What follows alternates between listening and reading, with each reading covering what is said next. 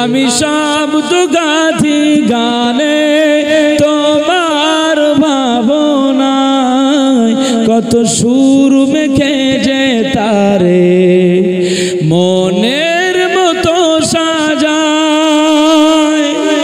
আওয়াজ দিয়ে হয় না, আওয়াজ দিয়ে হয় না। আমি শব্দ গাথি গানে তোমার ভাবনায়, কত সুর মেখে যে তারে মনের মতো সাজায়।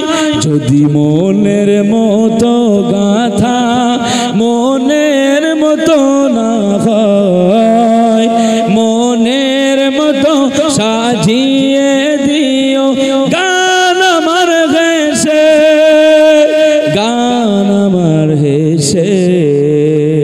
যদি নাত লিখতে লিখতে চোখে ঘুম চলে আসে, তুমি ঘুম পাড়িয়ে দিও রাসূল শিওরে সে।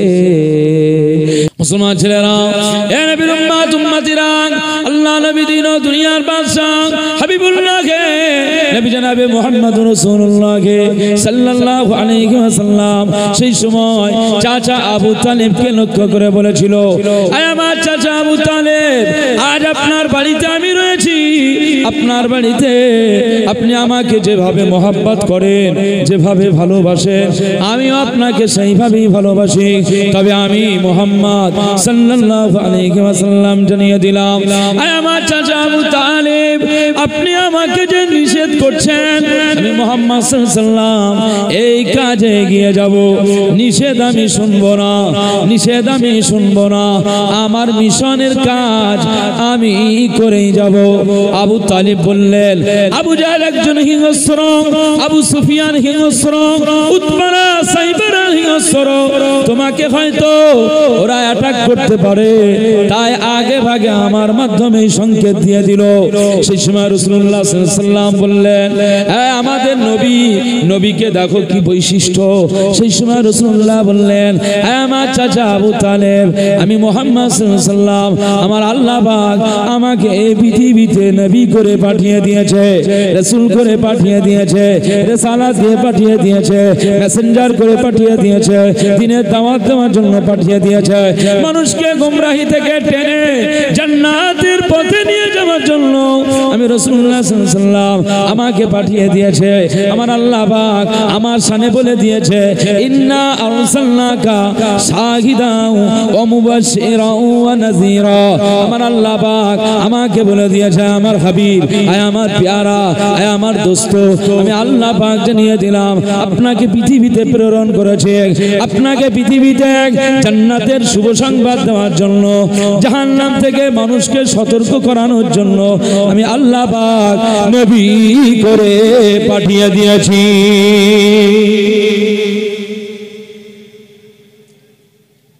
মুসলমানের ছেলেরা, হে নবীর উম্মত উম্মতিরা, আল্লাহ নবী দিন ও দুনিয়ার বাদশা হাবিবুল্লাহকে, নবী জনাবে মুহাম্মদুর রাসূলুল্লাহকে সাল্লাল্লাহু আলাইহি ওয়াসাল্লাম ওই সময় চাচা আবু তালিবকে লক্ষ্য করে বললেন, হে আমার চাচা আবু তালিব, আপনি যে আমাকে নিষেধ করছেন, আমি আজ মুহাম্মদ সাল্লাল্লাহু আলাইহি ওয়াসাল্লাম আপনাকে একটা কথা বলি, আকাশের চন্দ্র যদি আপনি নিজে হাতে আমার সামনে নিয়ে আসেন, আপনার এক হাতে যদি আকাশের চাঁদ থাকে আর অপর হাতে যদি সূর্যটাকে টেনে নিয়ে আসেন, কত সুন্দর একটি উপমা। কোন মানুষ কি সম্ভব হবে আকাশের চাঁদ হাতে নিয়ে আসা আর সূর্যটাকে কেউ হাতে নিয়ে আসতে পারবে? এটা একটা অসম্ভব ব্যাপার। কিন্তু আমার রাসূলুল্লাহ তাকে এই কথাটা বলে, অর্থাৎ নিজের উপরে অটল এবং তাকিদ এই বিষয়টাকে বোঝানোর জন্য বললেন, চাচা, আমার চাচা, আপনার এক হাতে যদি সূর্য নিয়ে আসেন, এক হাতে যদি চন্দ্র নিয়ে আসেন, না না না, আমি রাসূলুল্লাহ সাল্লাল্লাহু আলাইহি ওয়াসাল্লাম যে মিশনের দিকে এগিয়ে যাচ্ছে, ইসলামের যে দায়িক হিসাবে, রাসূল হিসাবে যে দায়িত্বটা আমি পালন করতে চলেছি, এই দায়িত্ব থেকে আমি রাসূলুল্লাহ এক চুল পরিমাণ পিছিয়ে আসব না। আরো জোরে বলতে পারলেন না সুবহানাল্লাহ? আবু তালেব নিষেধ করেছিলেন, কিন্তু রাসূলুল্লাহর এই দৃঢ়তা দেখে আবু তালেব বলছেন, এই মুহাম্মদ সাল্লাল্লাহু আলাইহি ওয়াসাল্লাম, আমি আবু তালিব বলছি, তোমার মা নেই, আব্বা নেই, দাদু নেই, আমি আবু তালিব যেহেতু তোমাকে গ্রহণ করেছি, আমি আবু তালিব তোমাকে জানিয়ে দিলাম, যাও বেরিয়ে যাও। তোমার এই দৃঢ়তা, তোমার এই কনফিডেন্স, তোমার এই মেজাজ দেখে আমি আবু তালেব তোমাকে স্বাধীনতা দিয়ে দিলাম। তুমি যাও, তোমার মিশন নিয়ে কাজ করো, দ্বীনের দাওয়াত দাও, পয়গাম দাও। আমি আবু তালিব তোমাকে জানিয়ে দিলাম, মক্কার কোনো লাল নেই, আমি আবু তালিব বেঁচে থাকা অবস্থায় তোমার শরীরে আঘাত আনবে। কোনো কেউ ছবল মারতে আসলে আবু তালেব তার পাল্টা আক্রমণ করতে দ্বিধাবোধ করবে না। তোমার হয়েই আবু তালেব চাচা লড়াই করবে। একবার জোরে বলুন সুবহানাল্লাহ। কি বুঝতেছেন? কি বুঝলেন? কত আন্তরিকতা, তাহলে চিন্তা করেন। মুসলমান ছেলেরা, এ নবীর উম্মত উম্মতিরা, চাচা আবু তালেব বয়স হয়ে গেল, বয়স হয়ে গেল, মৃত্যু সজ্জায় শুয়ে রয়েছে। কোরআনের সূরা তাওবার এই যে শানে নুজুলটা আমি আপনাকে জানাচ্ছি, এই জায়গায় এই বিষয়টা বলা হয়েছে। আমার আল্লাহ পাক বলে দিয়েছে, চাচা আবু তালেব মুমূর্ষু অবস্থায় মৃত্যু সজ্জায়, সেই তো না না না, আল্লাহ নবী তো একটা চাচার প্রতি মহব্বত থাকবে। চাচা যে আমার পিছনে সায় দিয়েছিল, আমার চাচা আজকে জাহান্নামী হয়ে যাবে, আমার চাচা আজকে জান্নাতে যেতে পারবে না। আমি মুহাম্মদ সাল্লাল্লাহু আলাইহি ওয়াসাল্লাম সারা সাধারণ মানুষের দাওয়াত দেই, সব মক্কার মানুষগুলো দ্বীনের দাওয়াত পেয়েছে, আমার সাথে অনেক সাহাবী হয়ে গিয়েছে, কিন্তু আমার চাচা আবু তালেব আমার রক্তের সঙ্গে সম্পর্ক, আমার চাচা আবু তালেব জাহান্নামে যাবে, আমি রাসূলুল্লাহ এটা মেনে নিতে পারি না। তাই চাচার মৃত্যু সজ্জায় তার পাশে গিয়ে, বিছানার পাশে গিয়ে রাসূলুল্লাহ সাল্লাল্লাহু আলাইহি ওয়াসাল্লাম চাচা আবু তালেবকে লক্ষ্য করে বললেন, আয় আমার চাচা আবু তালেব, আয় আমার চাচা আবু তালেব, এই শেষ মুহূর্তে আমি মুহাম্মদ সাল্লাল্লাহু আলাইহি ওয়াসাল্লাম আজ আপনার কাছে চলে এসেছি। এই মুহাম্মাদের জন্য আপনি রক্তকে পানি করে দিয়েছেন, এই মুহাম্মাদের জন্য আজ নিজের এই 32টি বছর বয়স, 32টি বছর ধরে মুহাম্মাদের কত যত্ন করেছে।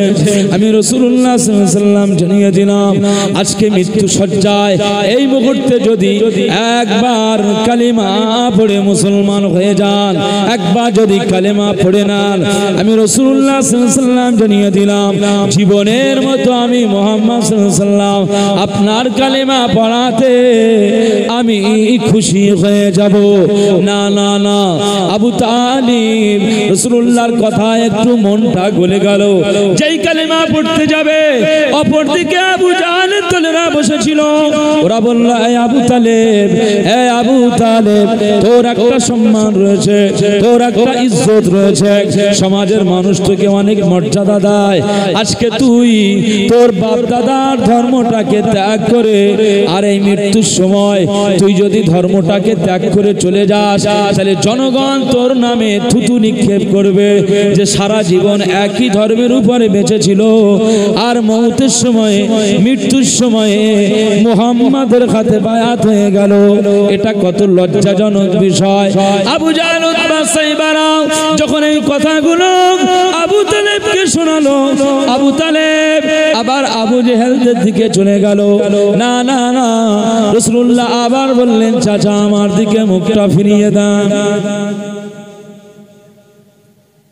আবার চাচা মুখটা ফিরিয়ে দিল। রাসূলুল্লাহ আবার বলছেন, একটু কালেমাটা পড়ে না, একটু পড়ে না। আমি রাসূলুল্লাহ সাল্লাল্লাহু আলাইহি ওয়াসাল্লাম আপনাকে আমি খুব ভালোবাসি, মহব্বত করি, আপনি একটু পড়েন না। আমি রাসূলুল্লাহ সাল্লাল্লাহু আলাইহি ওয়াসাল্লাম আখিরাতে আমার আল্লাহ আমাকে সুপারিশ করার সুযোগ করে দিবে। একবার জোরে বলুন সুবহানাল্লাহ। তোমার ভাতিজাকে আমার আল্লাহ কি মাকাম দিয়েছে। মান যাল্লাযী ইয়াশফাউ ইনদাহু ইল্লা বিইজনি। আয়াতুল কুরসিতে পাবেন, এটা সূরা বাকারার অংশ। আমার আল্লাহ পাক যাকে শাফাত সুপারিশের নির্দেশ দেবেন তিনি শাফাত সুপারিশ করলেই আল্লাহ কবুল করে নেবেন। তো সবার ভিতরে আমাদের নবীজি তো সুপারিশকারীর শ্রেষ্ঠ একজন লিডার, একবার জোরে বলুন সুবহানাল্লাহ। তো কি মাকাম আমাদের নবীকে দেওয়া হয়েছে,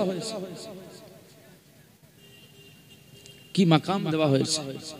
সব জাহান্নামায় জান্নাতি আর জাহান্নামী হয়ে গিয়েছে, ব্যাস রাসূলুল্লাহ জান্নাতে আর সব জাহান্নামায় ফয়সালা হয়ে গেল, সব জান্নাত জাহান্নামে, রাসূলুল্লাহ জান্নাতে।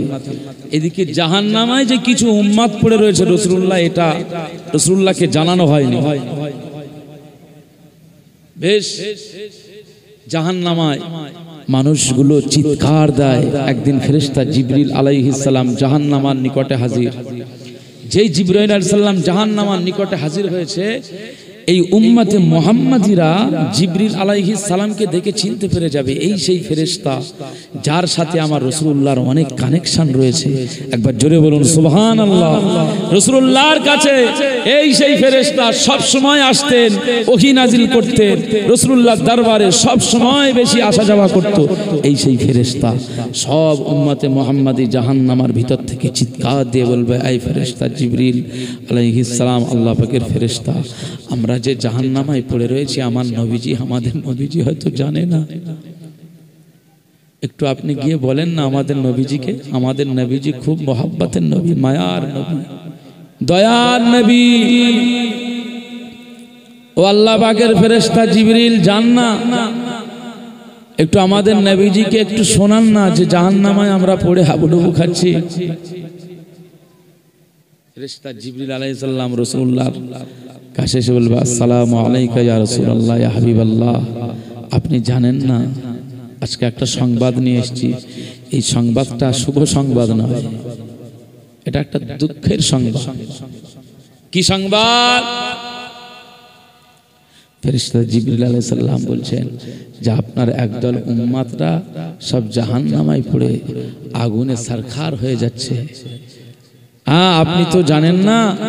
তো আমি গিয়েছিলাম, আমাকে দেখা মাত্রই তারা সব চিৎকার দিয়ে বলছে আল্লাহর আযাব সহ্য করতে পারছি না।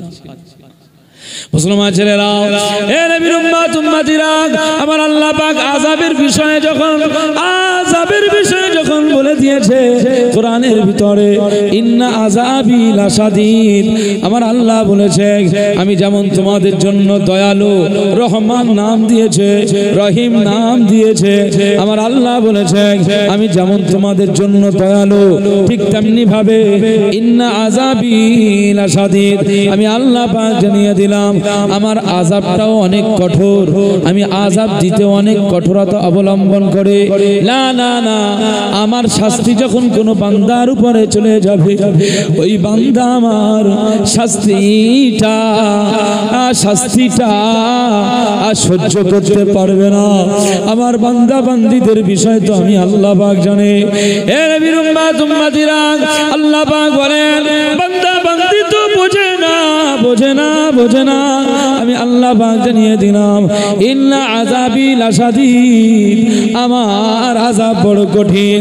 তাই আমি আল্লাহ পাক বলি বান্দারে, আমার বান্দা বান্দিরে আমি আল্লাহ পাক জানিয়ে দিলাম জমিন দিয়েছি আমি, জমিনের উপরে সিজদা দেবে তুমি, আসমান দিয়েছি আমি, আকাশ দিয়েছি আমি, বৃষ্টির ফোঁটা নিয়ে, সূর্যের আলো নিয়ে, তারার মিটমিট লাইট নিয়ে, চন্দ্রের জ্যোৎস্না নিয়ে শুকরিয়া করবে তুমি। আমার বান্দা বান্দিরা, আমি আল্লাহ পাক জানিয়ে দিলাম এই জমিন আমি তোমাদের দিলাম, জমিনের উপরে তোমরা সিজদা দেবে।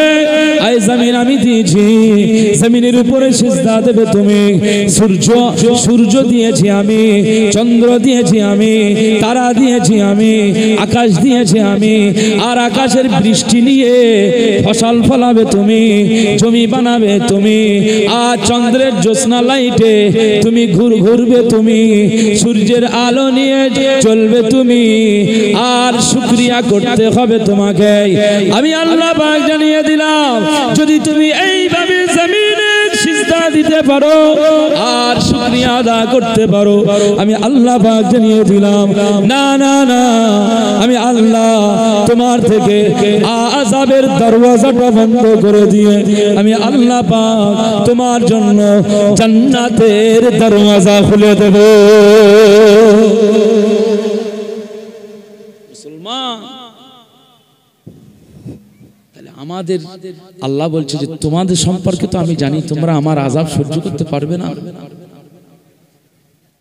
এই সেই আযাবের জায়গা, ফেরেশতারা সব সেখানে। ফেরেশতা জিবরিল আলাইহিস সালাম গিয়ে দেখছেন যে এই পরিস্থিতি, আযাব সহ্য করতে পারছে না, সব কাঁদছে। আরে সেই উম্মাতগুলো হাতিশালার উম্মাত তো হতে পারে, আমার পোলেরহাট, আমার অনন্তপুরের উম্মাত আমরাও হতে পারি। হ্যাঁ, আমরাও তো হতে পারি। কে বলতে পারে? আল্লাহু আকবার। সেই উম্মাতগুলো কারা কেউ বলতে পারবে? আমরা কিন্তু এখনো বলতে পারবো না। একমাত্র আল্লাহর দয়া ছাড়া আমাদের কোনো নাজাতের কোনো অপশন নেই। একটু দরুদ শরীফ আল্লাহুম্মা সাল্লি আলা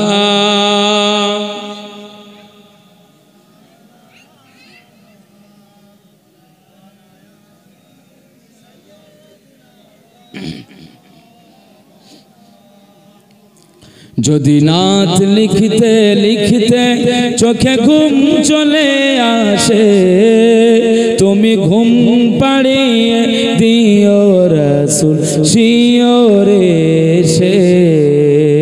জোরে হয় না, আওয়াজ দিয়ে হয় না।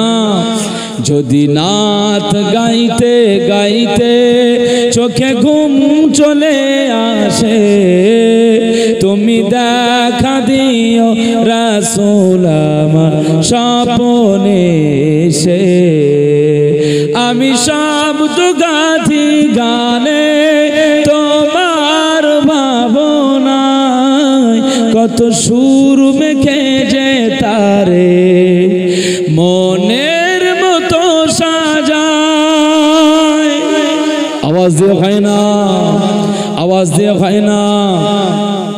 আমি শব্দ গাথি গানে তোমার ভাবনায়, কত সুর মেখে যে তারে মনের মতো সাজায়। যদি মনের মতো গাথা মনের মতো না হয়, মনের মতো সাজিয়ে দিও গান আমার হেসে, গান আমার হেসে। যদি নাত লিখতে লিখতে চোখে ঘুম চলে আসে, তুমি ঘুম পাড়িয়ে দিও রাসূল শিওরে সে। যদি নাত শুনতে শুনতে চোখে ঘুম চলে আসে, তুমি দেখা দিও রাসূল আমার স্বপ্নে সে।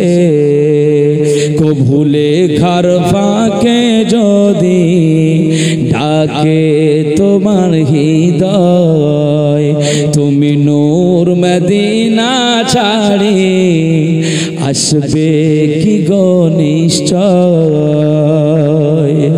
আওয়াজ দিয়ে হয় না। কভু লেখার ফাঁকে যদি ডাকে তোমায় হৃদয়, তুমি নূর মদিনা ছাড়ি আসবে কি গো নিশ্চয়। যদি রাখো সত্যি সত্যি চরণ পাপীর ঘরে, জীবন কাটিয়ে দিব তার ছাপের চারিপাশে, ছাপের চারিপাশে। যদি নাত লিখতে লিখতে চোখে ঘুম চলে আসে, তুমি ঘুম পাড়িয়ে দিও রাসূল শিওরে সে।